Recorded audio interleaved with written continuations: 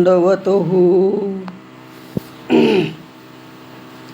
वंदुचक्रधरा कृपा गुणवरा सर्वेश्वरा चित्परा कारुण्य नटनागरा द्वैकरा विघ्नादिदोषहरा संबंधी जडजीव तारुणवरा पूता कृताईधरा दातारा करुणाकरा वरमती द्यावी विभो गुर्जरा द्यावी विभो गुर्जरा सर्वज्ञ श्री चक्रधर स्वामी की जय.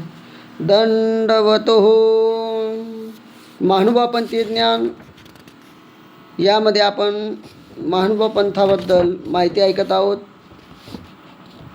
आपण ग्रस्त म्हणजे उपदेशी नामधारक यांचा निमित्त विधी या विषयावर ऐकत आहोत.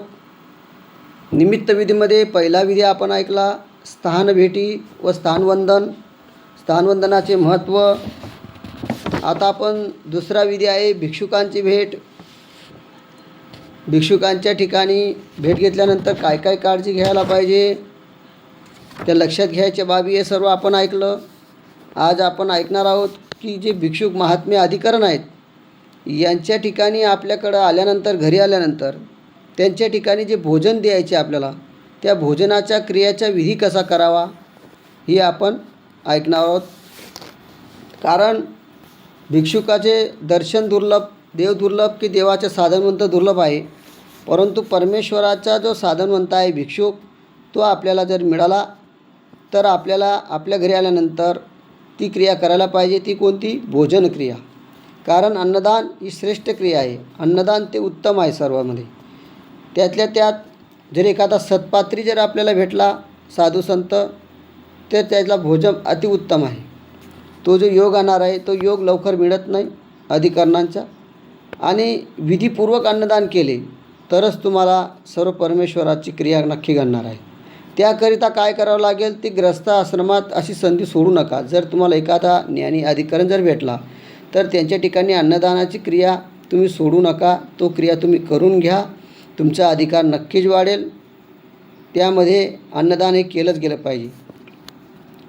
अन्नदान करताना आपण काय काय करायला पाहिजे तर त्यांच्या ठिकाणी काही विधी आहे. तो विधी आपल्याला जर सत्पात्र झालं, ज्ञानीपात्र झालं, अधिकरण प्राप्त झाले तर आपल्याला काय करावं लागेल ते आपण ऐकायचे आहे. तर भिक्षुकाला सर्वात प्रथम अधिकरणाला भोजनाचे 5 दंडवत टाकावे. म्हणजे आपल्याकडे जर अधिकरण आला, आपल्या घरी कोणी आलं भिक्षुक महात्मे ज्ञानी अधिकरण तर त्यांच्या ठिकाणी आपण एक सुपारी घेऊन, पानं घेऊन, 1 रुपया 2 रुपया का असेना तो डोक्यावर टोपी घालून किंवा वस्त्र बांधून आपण त्या अधिकरणाला सुरुवातीला घरात आल्यानंतर पाय वगैरे धुवून त्यांना बसायला आसन टाकून त्या ठिकाणी त्यांना आपण पान सुपारी वगैरे देऊन त्यांच्या हातात द्यायचं आणि त्यांना विचारायचं की बाबा जेवढे दिवस तुम्ही थांबणार आहात तेवढे दिवस आमचा भोजनाचा तुम्हाला दंडवत आहे. आणि भोजनाचा दंडवत त्यांनी जर सांगितलं ठीक आहे तर 1 दिवस असेल, 2 दिवस प्राप्त झाला असेल तेवढा आपण भोजनाचा लाभ मिळावा. आणि भोजनाचे त्यांच्याकडं विडा दिल्यानंतर 5 दंडवत आपण नम्रतेने घालावे. दंडवत घालताना एखादा पाठीमागे आपल्याकडं उपदेशी कोणी उभा आहे का, वासनिक उभे आहे का, भिक्षुक उभे आहे का, देवपूजा आहे का, उत्तर दिशा आहे असं आपण लक्षात घेऊन दंडवत घालायला पाहिजे. म्हणजे कोणत्याही पद्धतीला दंडवत घालत असताना कोणत्याही विधीला स्थानांच्या ठिकाणी असेल, देवपूजेच्या ठिकाणी असेल किंवा भिक्षुकाच्या ठिकाणी दंडवत घालायचे असतील तर पाठीमागं आपण आपलं लक्ष ठेवून दंडवत घालायला पाहिजे. कारण पाठीमागं जर कधी आपल्या चतुर्साधनापैकी साधन असेल तर आपल्याला तो दंडवत घातलेल्याचा काही फायदा होणार नाही, उलट खंती लागेल. म्हणून पाठीमागं पाहून घ्यायचं.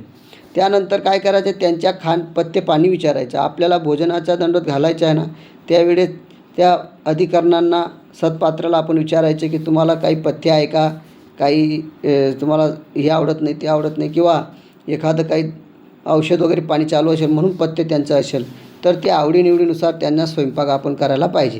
कारण आपण त्यांच्या बिनआवडीचा स्वयंपाक स्वतःच्या मनाने केला तर ते खातील परंतु ते मनाने खाणार नाही. थोडंसं खाऊन त्यांचं पोट भरणार नाही आणि आपल्यालाही अविधी लागेल आणि दोघांना अविधी लागेल.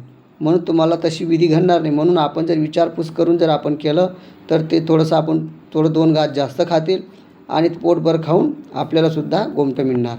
त्यानंतर दंडोत टाकल्यानंतर फत्ते पाणी विचारल्यानंतर आवडीपूर्वक आपण स्वयंपाक करायला पाहिजे.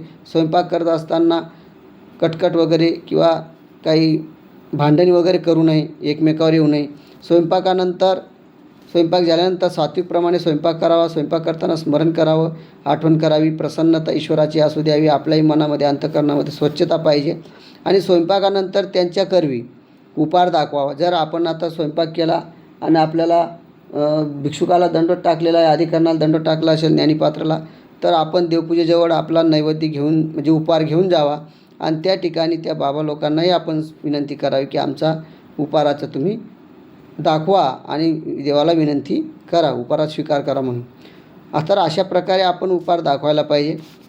त्यानंतर त्या उपार दाखवत असताना तिथं काळजी घ्यायला पाहिजे की देवपूजेसमोर पाट वगैरे ठेवून त्या ठिकाणी उपाराचा ताट ठेवायचा आहे. त्यांच्या खाली पुढं पटकर टाकायचं आहे, बसण्याचं आसन टाकायचं आहे. त्या ठिकाणी त्या अधिकरणाला बसवायचे आहे आणि त्यांच्याकडून तो उपार आपल्याला दाखवायचा आहे.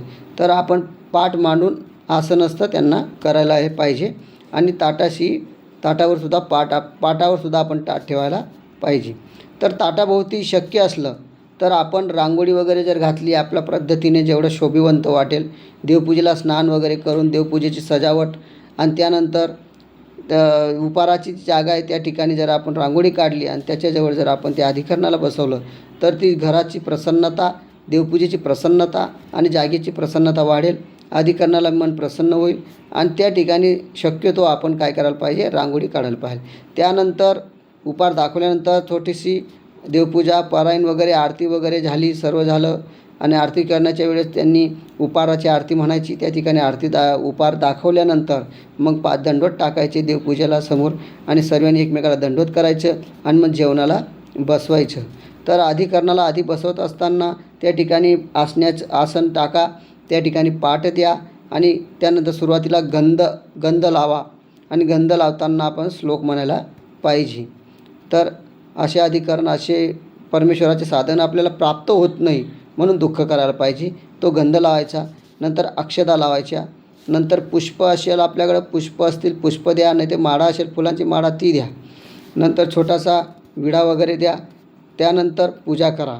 द्रव्यदान असेल, वस्त्रदान असेल, तुम्हाला जी पूजा करायची ती आपण, काष्टदान असेल, धातुदान असेल, सर्व पूजा तुम्ही करू शकता आपल्या पद्धतीने. त्यानंतर त्यांनी जेवणाला बसल्यानंतर त्यानंतर आपण श्लोक म्हणायचं, धूपदीप दाखवलं, 5 दंडोत टाकले, त्यांच्याजवळ आपण थोडंसं पुढं बसायचं आणि लक्ष द्यायचं. काय पदार्थ वगैरे जे काय असतील नसतील ते पाहत राहायचे. जसे जेवतात त्यांच्याकडे जेवत असताना त्या ताटामध्ये काय काय पदार्थ आपल्याला कमी जास्त होत आहेत त्यांना विचारून घ्यायचं, हे लागणार ते लागणार त्यांना द्यायचं. पूर्ण पदार्थ वाटून ताटात ठेवावे. जेवढे पदार्थ आपण स्वयंपाक केले तेवढे आपण ताटामध्ये ठेवावं. व निर्हेतुक अन्नदान आणि संकल्प सोडत असताना निर्हेतुक म्हणायचं. काय म्हणायचं? निर्हेतुक अन्नदान, कृष्णार्पण, चक्रधरार्पण असं म्हणून हातावर संकल्प आपण सोडायचे असेल. द्रव्यदान असेल, अन्नदान असेल, वस्त्रदान असेल, ते निर्हेतुकपणे सोडायचे. भजन पूजन ते निर्हेतुक करायचे. आणि असं केल्यानंतर तुम्ही दंडोत टाकल्यानंतर तिथं बसल्यानंतर त्या ठिकाणी तुम्ही तिथं शांत बसायचं आणि संकल्प सोडताना उजव्या हातात पाण्याचा ग्लास घ्यायचा. काही लोक संकल्प सोडत असताना काय करतात की ग्लास इकडे घेऊ का तिकडे घेऊ, कारण का सतत त्यांनी कधी क्रिया केली नसते, साधू संतां ठिकाणी गंधाक्षता केली नसते, कधी संकल्प सोडलेला नसतो, म्हणून त्यांना त्याच्यातलं काही माहिती राहत नाही. आणि जो कायम करत असतो त्याला सांगायची गरज नाही राहत. हा हातात घेऊ का त्या हातात घेऊ, ग्लास घेऊ किंवा काही संकल्प सोडण्याची असेल वस्तू ती घेऊ, तर याला काही समजत नाही. म्हणून त्याने उजव्या हातामध्ये तो पाण्याचा ग्लास घ्यायचा आहे व डाव्या हात त्या जे अधिकरण आहेत, ज्ञानी आहेत, साधू संत आहेत, त्यांच्या हाताखाली आपला हात ठेवून त्यांना संकल्प सोडायचा आहे. अन्नदान, द्रव्यदान, कृष्णार्पण, श्रीकृष्णार्पण निर्हेतुकपणे सोडायचे आहे. तर अशा प्रकारे विधी करायला पाहिजे. त्यानंतर 5 दंडवत घालून आपण प्रार्थना म्हणायची आहे. दंडवत घालताना आपण म्हणायचे आहे की परमेश्वराचे तुम्ही साधक आहात, परमेश्वरा माझी क्रियेचा स्वीकार करा, साधकाद्वारे तुम्ही आमची क्रिया स्वीकार करा. अन्नदान स्वीकार करण्याची तिथं विनंती करायला पाहिजे. मला असा योग येत नाही, असा योग आल्यानंतर मला असं अन्नदान घडत नाही, साधू संत माझ्या घरी येत नाही, माझ्याकडे येतात तर माझ्याकडे स्वयंपाकासाठी काही वस्तू नसतो, माझी परिस्थिती खराब आहे, गरीब आहे, मला योग येत नाही आणि योग आला तर मला तसं काही अन्नदान वगैरे होत नाही, म्हणून आपण ईश्वराकडे दुःख करायचं आहे आणि असं दुःख आपण करत करत पाच दंडवत घालायचे. त्यांना विनंती करायची की बाबा आमचा उपाराचा स्वीकार करा, देवाला सांगा, विनंती करा. अशा प्रकारे अन्नदानाची क्रिया आपण अंतःकरणपूर्वक आणि मनात कोणताही हेतू न ठेवता निरेतुकपूर्वक प्रसन्नतेने स्मरण करत आपण ती करायला पाहिजे. त्यानंतर धूप दीप ओवाळणे वगैरे हे तर क्रिया आपण केली समजा. नंतर प्रसन्नतेने निरेतुक आग्रहाचे भोजन आपण पूर्ण करायला पाहिजे. आपल्या मनामध्ये कोणताही हेतू येऊ द्यायचा नाही. आपल्या मनात कोणती आपल्या ईश्वराचे आहेत, ईश्वराचे गोत्र आहोत आणि परमेश्वराचाच हेतू तिथं पाहिजे.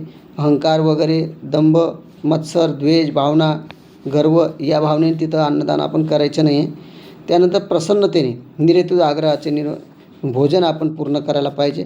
त्यानंतर त्यांना जे काही आपण पदार्थ संपल्यानंतर जे काही वाढणार वगैरे आपण वाढतो की हे घ्या ते घ्या पदार्थ आपण द्यायला जातो, तर त्यानुसार त्यांना आपण जबरदस्ती करायची नाही. तिथं आग्रह धरायचा नाही की हे घ्या, हे घ्यावंच लागेल असं नाही. तर प्रकृतीनुसार त्यांची जी भोजनाची जी काही अवस्था आहे ती जेवढे भोजन त्यांना आवडेल तेवढंच त्यांना द्यायचे. जास्त आग्रह आपण कधीही करायचा नाही. त्यांच्या प्रसन्नतेनुसार ते द्यायचे आहे आणि प्रकृतीनुसार भोजनाचा आग्रह आपण करायला पाहिजे. असं जेवण त्यांनी जर मनपूर्वक केलं, आपणही मनपूर्वक जर अशी कधी आपण केलं तर असं आपण परमेश्वराला दंडवत घालताना मनपूर्वक प्रार्थनाही आपण केलेली असते. आणि तसंच आपण बाबाजवळ लोकांजवळ सुद्धा आपण तशी प्रार्थना करायची आहे. प्रसन्नतेने त्यांना जेव द्यायचे आहे आणि आपण प्रसन्नतेने वाढायचं आहे. मनात कोणताही वगैरे नको, अहंकार नको, कोणत्या गोष्टी नको. आणि त्यांनी मग तिथं म्हणायचं आहे आपल्या मनातल्या मनात की तुम्ही ईश्वराचे राजहंस आहात, माझ्या क्रियेचा स्वीकार परमेश्वर स्वामी करणार नाहीत. मी तशी खंती जेवलेली पापी आहो, म्हणून स्वामींनी माझी क्रिया स्वीकारात घालायला पाहिजे. असं आपण तिथं मनातल्या मनात आपण दुःख करायला पाहिजे. तुमच्या पदार्थाच्या योग्य नाही, म्हणजे गरिबाचे गोड अन्न गोड करून घ्या आणि मी दैवहीन खंतीचा प्राणी आहे. त्या पदार्थाचा जो काही अमृतसारखा पदार्थ पाहिजे तो नाही आहे, परंतु मी तुम्हाला जेव घालतो आहे आणि तुमची रत्नांची पूजा करावी अशी योग्यता असूनसुद्धा मी तशी करू शकत नाही. अल्पस्वल्प माझ्या प्रकारांची क्रिया करतो आहे ती करतो आहे. तुम्ही त्या योग्यतेचे आहात, पण माझ्याजवळ ते नाही. माझ्याकडे श्रद्धा नाही, प्रीती नाही, गोडी नाही, परंतु माझ्या क्रियेचा स्वीकार करावा असं आपण दुःख नक्कीच करायला पाहिजे. आणि असं दुःख आपण त्या साधुसंताजवळ जर केलं तर परमेश्वर आपली जी काही खंती आलेली आहे ती खंती आपली जाईल आणि चक्रस्वामी माझ्या खंतीचा परिहार करा, माझ्या क्रियेचा स्वीकार करा असं ईश्वराला आपण विनंती करायला पाहिजे. म्हणून त्या ठिकाणी म्हणायचे की सकळ देवाचे देव देईल ते माझे, हे सर्व देवाचं आहे आणि देवाने दिलं आहे म्हणून मी देत आहे. माझं कोणतंही नाही, माझे याच्यावर काही अधिकार नाही, हे परमेश्वराने दिलेलं आहे. म्हणून तुमचेच तुम्हाला अर्पण करत आहोत परमेश्वरा, माझे काही नाही. असे नम्रतेपूर्वक दुःखपूर्वक आपण तिथं आठवण करायला पाहिजे. आणि दंडवतसुद्धा आपण घालताना ती आठवण करायला पाहिजे. आणि साधुसंतांजवळ बसल्यानंतर मनासुद्धा अंतःकरणात ते आठवण करायला पाहिजे आणि प्रीतीने हास्यपूर्वक आपण सर्व क्रिया त्या करायला पाहिजे. त्यानंतर असं जर तुम्ही कधी केलं तर तुमच्याकडं फार मोठा लाभ होणार आहे. म्हणून अन्नदानाचा लाभ, साधुसंतांचा लाभ फार मोठा लाभ आहे. तर अशा प्रकारे अन्नदानाची क्रिया आहे, ती क्रिया केल्यानंतर तुम्हाला परमेश्वर नक्की प्रसन्न होतील. तर आता या भागात आपण एवढं पाहू. पुढच्या भागामध्ये आपण साधुसंतांच्यापासून होणारा लाभ काय असेल नसेल, अन्नदानाचा लाभ ते सुद्धा आपण पुढं पाहणार आहोत. किंवा अन्नदान कसं करावं, निरेतुक म्हणजे हेतुपूर्वक अन्नदान केल्याने काय होते, निरेतुक अन्नदान केल्याने काय होते, हे बी आपण ऐकणार आहोत. तर अन्नदानाबद्दल आपण पुढं भरपूर ऐकणार आहोत. तरी आता एवढेच ऐकून आपण संपवू. पुढच्या भागात पुढं घेऊ. दंडवत हो. सर्वज्ञ श्री चक्रधर स्वामी की जय.